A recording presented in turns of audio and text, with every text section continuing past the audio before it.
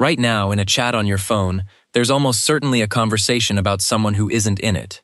So here's something that might change how you hear that voice in your head. What your friend's ex actually did, who's quitting, who's lying, who went home with whom. And you probably feel a little bad about it because we're all taught the same thing. Talking about people behind their backs is petty, small, a habit you should kick. That itch to know what other people are up to may be the single most important thing your species ever developed. Not fire, not the wheel. This. The reason you can't stop talking about other people might be the exact same reason there are 8 billion of us, and the reason you can speak at all. We treat gossip as a character flaw, a weakness in weak people. But strip the sneer off the word and look at what's underneath, and gossip is just information. Specifically, information about other people, who can be trusted, who cheats, who paid you back and who never does. And it turns out that particular kind of information may be the thing that let a naked, slow, clawless ape end up running the entire planet. Start with the word itself, because it remembers something we've forgotten. Gossip comes from the Old English godsib, literally god-sibling, your child's godparent, the person closest to your family. Say it slowly. Godsib, the same root as sibling. For centuries, a gossip wasn't a sin. It was your confidant, the friend you told everything to. Only later, around the 1600s, did it curdle into what it means now.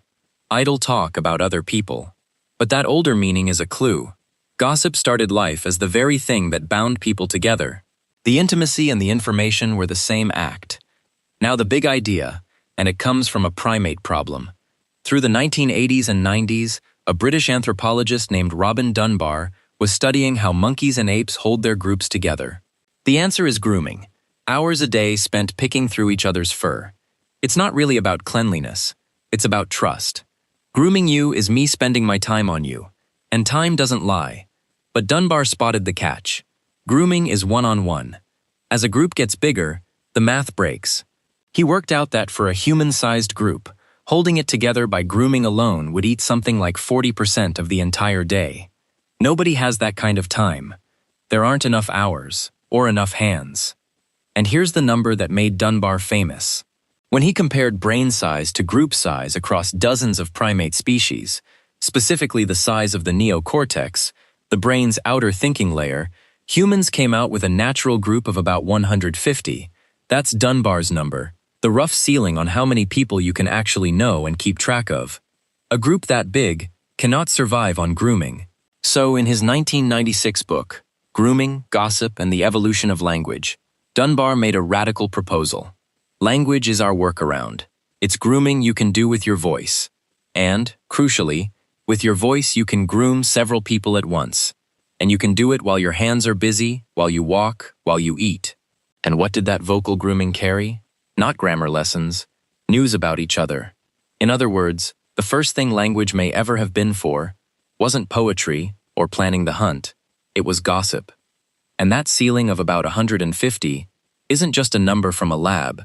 You can see it pressed into the real world, again and again. The Hutterites, a farming people of North America, made it an actual rule.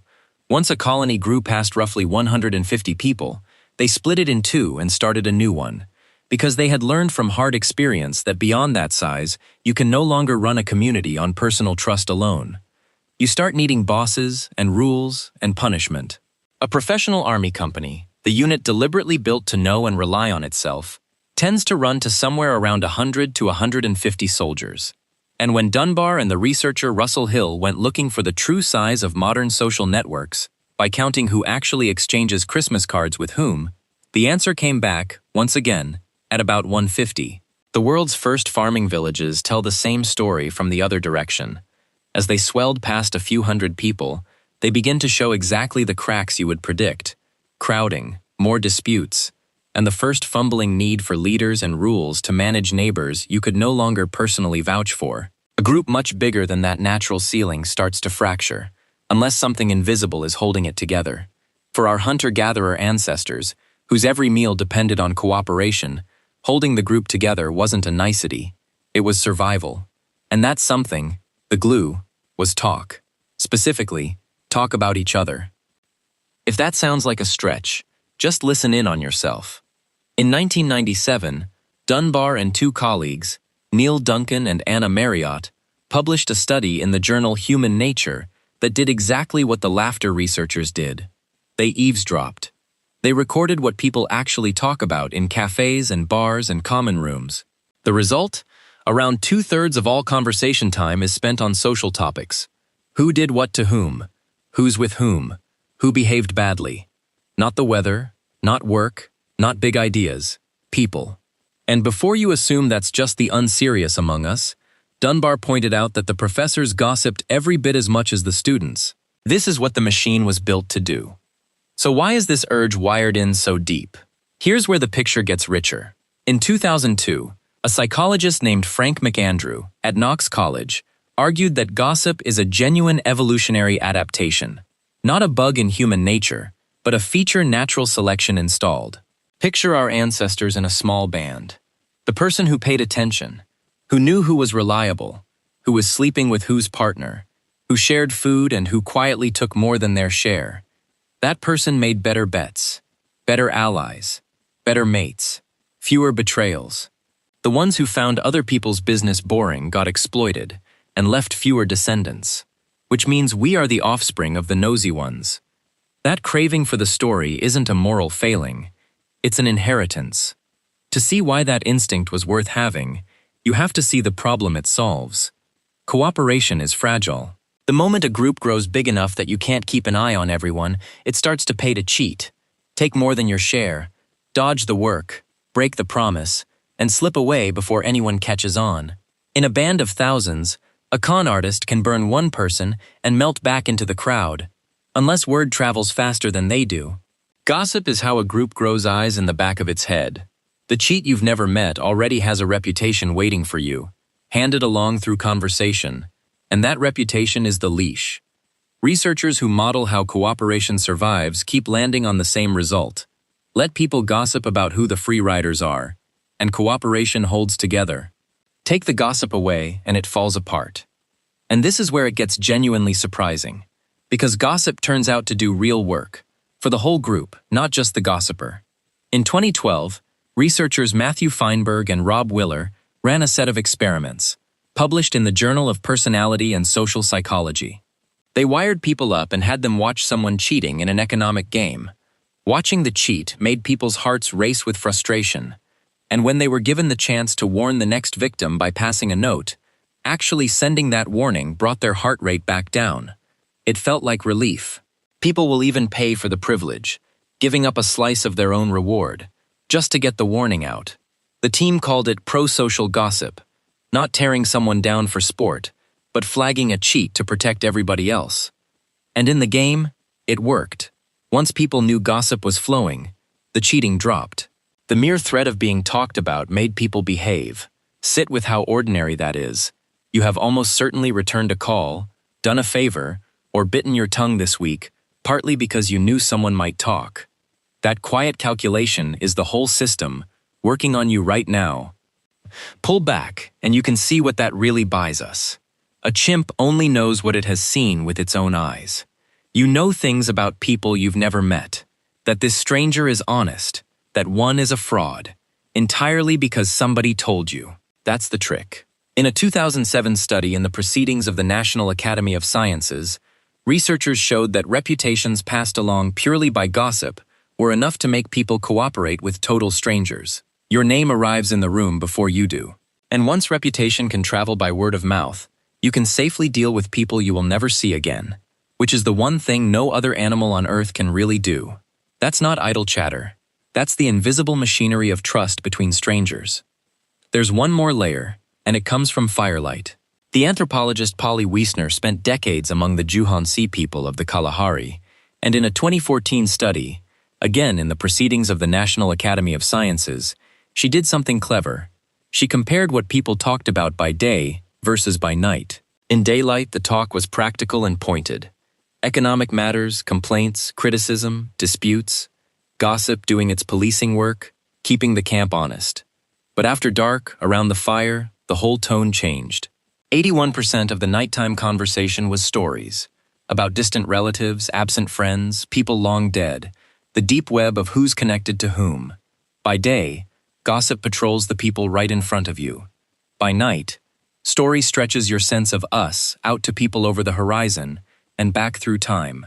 Wiesner's point is that the fire bought us hours the daylight never had, and once the work was done, the talk drifted from managing the people beside you to imagining the ones who weren't there at all. Same instinct, bigger circle. Now the honest part, because this is a theory, not a proven fact. Dunbar's idea that language was born from gossip is influential, but it is not settled, and serious researchers push back. The sharpest objection is simple. Words are cheap. Grooming works precisely because it costs real time. You cannot fake spending an hour on someone. But talk is easy, and talk can lie. A signal that costs nothing may be too weak to hold a group together the way real grooming does. And gossip itself is famously unreliable. The story mutates with every retelling. So treat this as the leading explanation, not the last word. What almost everyone does agree on is narrower and still remarkable, however and whenever it began. Talking about each other sits at the very center of how humans cooperate. Which flips the whole thing around. Gossip isn't the small, ugly cousin of real conversation. Gossip may be the reason conversation exists at all. It's the technology of reputation, the system that let our ancestors track who to trust across a group too big to watch by eye, that let strangers cooperate, that let human numbers climb past the hard ceiling every other primate is stuck under. Every village, every city, every nation runs on the same quiet engine, people keeping track of other people, out loud. That's not a bad habit. That's the operating system your species has been running for longer than it's had cities, maybe longer than it's had full language. And if you think you personally have grown out of it, look at what we've built.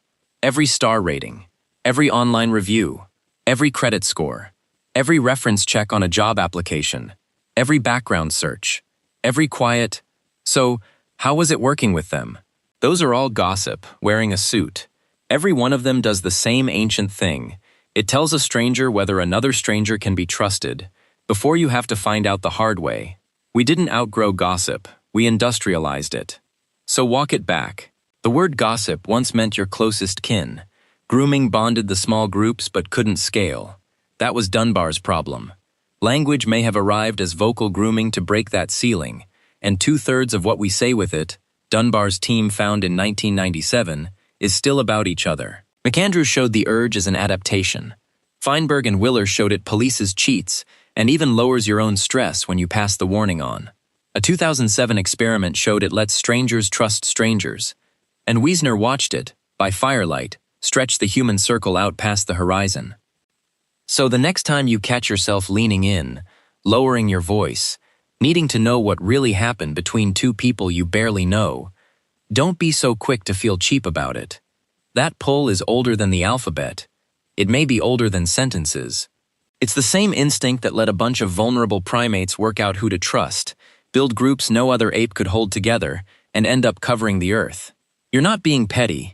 You're doing the thing that built the human world. You're running the oldest social software we have. All the research is linked in the description.